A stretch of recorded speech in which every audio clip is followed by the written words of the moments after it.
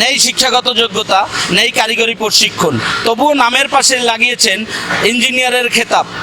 বলছি made in Jinjira কেরানীগঞ্জের তাওয়াপট্টির কথা।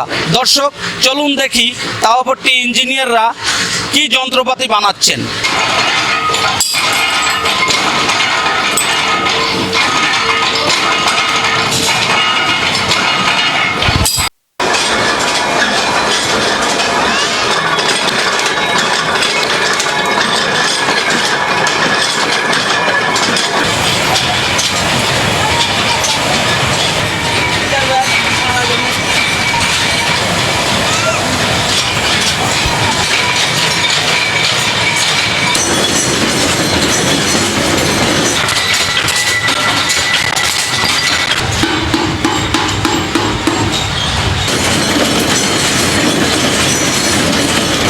আমাদের শিক্ষাগত কোনো যোগ্যতা, আমরা ছোটো থেকে এসব কাজকাম করি ভাই।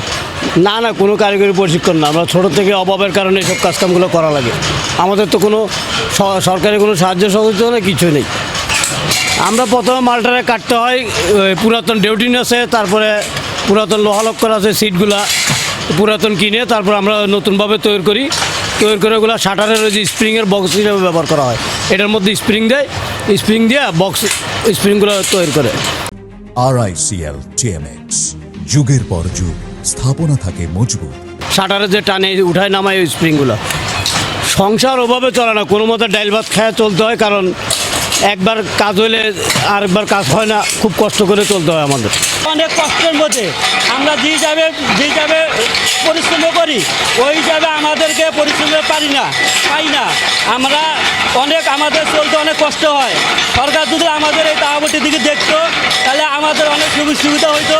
আমরা 2 টাকা এলে কাজ করে খাইতে পারতাম। আর যে বেতন পাই এতে সংসার চলে না, তারপরে তো কাজকর্ম না, আইন বিদে করতে হয়, এই দিয়ে চলাফেরা করি। আর কি করবো, 8টা হইতে 8টা তামাই না, ও টাইম হয়ও না বা আমাগুলো দেয়ও না। বেতনে কাজ করি, আমরা প্রোডাকশনে কাজ করি।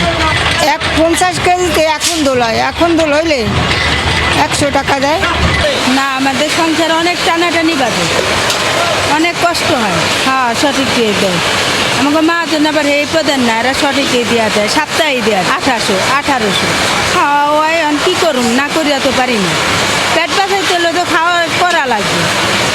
গত করোনা থেকে এই পর্যন্ত এই জিঞ্জিরা তাওয়াপট্টির ছোট এই লোহা লক্করের কারখানাগুলি করোনার কারণে অনেক সমস্যা হচ্ছে।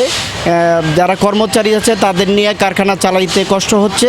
সরকারের পক্ষ থেকে যদি এই পুরাতন মালামাল দিয়ে যে বিভিন্ন ধরনের ওয়াশা নাট বল্টু এমন তৈরি করা হয়, এদেরকে যদি সরকারের পক্ষ থেকে কোনো ধরনের অনুদান প্রদান করা হয়, তাহলে এই কারখানাগুলি শ্রমিক নিয়ে আরও উন্নত করতে পারবে, আরও স্বাবলম্বী হতে পারবে।